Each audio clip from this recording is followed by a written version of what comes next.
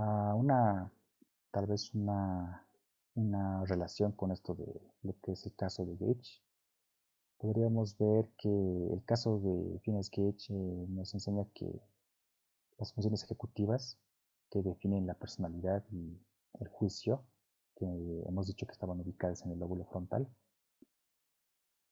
dependen de la integración de ambos hemisferios, no solamente de uno, sino es en sí de la capacidad de integración de ambas vías para poder tener un mejor desenvolvimiento.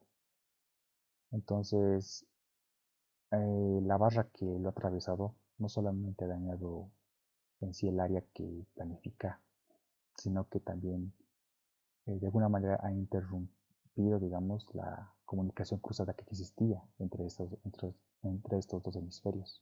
Y era esencial justamente para que también exista un equilibrio emocional, sobre todo en su conducta, ¿no? con la sociedad, ¿no? Con otras personas. Y esto ha hecho que, como hemos visto, los cambios drásticos de su personalidad. Bueno, esto ya es lo último. Estas son las consideraciones clínicas que vemos. Entonces vamos a ver lo que hemos visto del caso de Phineas Gage para resumirlo. Entonces, ¿cuál es la importancia clínica? El caso de Gage es sobre todo la prueba clínica eh, de que la corteza prefrontal, la parte más que está más frontal del lóbulo frontal, no es solo un área motora, sino podríamos decir que es una región que se encarga del juicio, la ética y la personalidad de la persona. Y su lesión ha sido de alguna manera un evento que nos ha demostrado cómo puede, digamos, variar cómo puede estar segregada o segmentada la función en la corteza. Entonces, en términos clínicos, podríamos decir que Gage ha sufrido una lesión frontal eh, bilateral, ¿sí? Que ha resultado en un síndrome disejecutivo. Esto significa que no tiene o ha perdido las capacidades de planificar, ha perdido las capacidades de tomar decisiones y esto ha estado gravemente afectado a sus funciones sensoriales y motoras primarias, ¿no? La relevancia entonces de este estudio ha permitido que la medicina moderna, o sea, que puede entender, digamos, cómo el comportamiento social y la toma de decisiones tienen en sí una base biológica, ¿no? Que está definida en las capas de la corteza cerebral, ¿no? Y cómo estas neuronas que estaban situadas o localizadas en estas regiones tenían esa importancia o esa implicancia para que se pueda ver esos cambios en su comportamiento. Otro concepto que podríamos tocar es la plasticidad, que ustedes también han de escuchar. Si bien las lesiones, como hemos visto en este caso de Phineas Gage, pueden provocar esos daños que incluso a veces pueden ser irreversibles, la plasticidad es un concepto que nos ayuda y que le ayuda a la corteza a poder adaptarse y reorganizarse, ¿no? A partir de cualquier cambio que exista. Entonces, si lo entendemos como el concepto como tal, ¿no? La plasticidad básicamente es la capacidad que tiene nuestro cerebro para poder hacer que las neuronas cercanas al daño, cercanas a que estén expuestas a algún tipo de daño, establezcan nuevas conexiones, no sinapsis, y puedan de alguna manera fortalecer otras, ¿no? Esto sobre todo a partir también de la experiencia, porque de hecho la plasticidad se genera a partir de la experiencia, ¿no? Ustedes han visto también, no sé si han visto estudios igual, de que la plasticidad aumenta a medida que nuestra edad aumenta también. Y eso justamente porque ese concepto de plasticidad tiene que ver mucho con la experiencia que una persona tiene, ¿no? Mientras más años viva, a más experiencias, a más estímulos se va a enfrentar, se va a exponer. Entonces, obviamente va a existir una mayor conexión entre sus neuronas, ¿no? Tomando en cuenta dos grupos, ¿no? Un grupo que, eh, digamos, es un grupo sano, que se cultiva mentalmente, intelectualmente.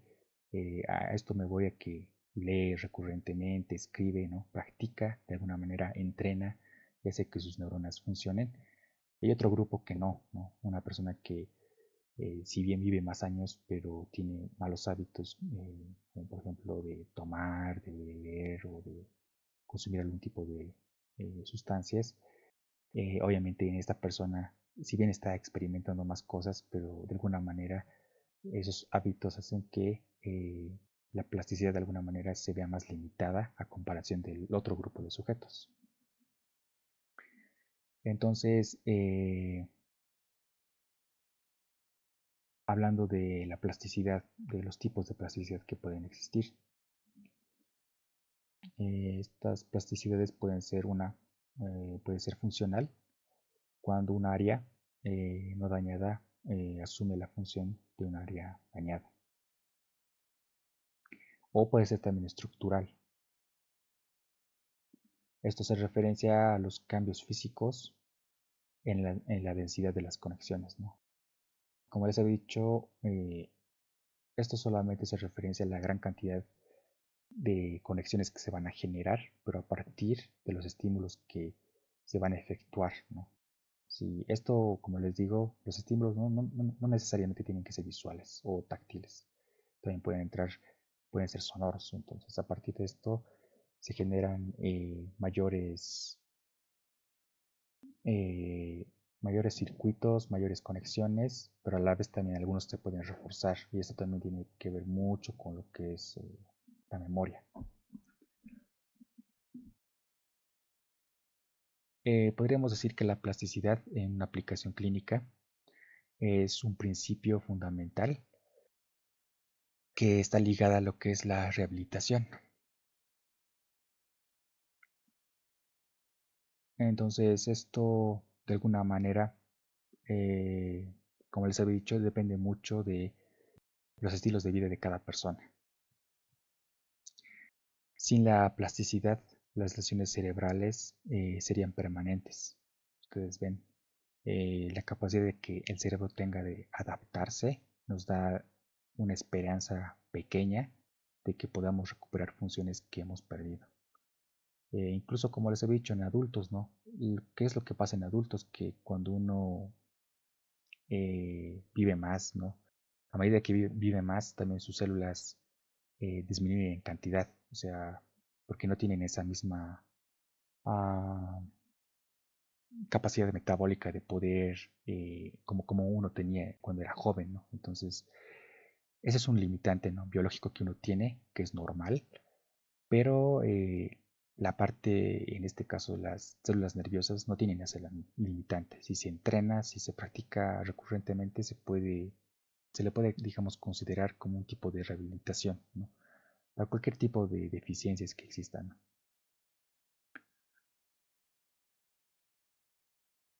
Sí, eso yo creo que sería todo que más tenemos aquí. Ah, sí, de la parte de la lesión y rehabilitación. Entonces, para terminar, que la lesión en la corteza es la destrucción, el daño que se genera en el tejido cerebral y va a causar eso. Cuando existe un daño físico, que es morfológico, va a existir una consecuencia eh, y ausencia en la función, ¿no? Entonces eso depende mucho de la región que ha sido dañada. Hemos visto, ¿no? En la parte de las áreas de Broca, las áreas de Wernicke, del lenguaje, en el caso de Gage, y la parte de rehabilitación. La rehabilitación se basa totalmente en la plasticidad que el cerebro tiene, ¿no? Es el proceso por el cual el cerebro puede reorganizar sus funciones y esto hace que se pueda compensar de alguna manera el daño. Entonces hay mecanismos, ¿no?, de recuperación que pueden hacer que estas células si se entrenan de manera adecuada y a partir también de esto, si se tiene unos factores no específicos que te ayuden a que las células funcionen de manera adecuada, pues el avance en recuperación va a ser mayor y más rápido. Entonces, eso yo creo que sería todo. No sé si tienen alguna pregunta, chicos.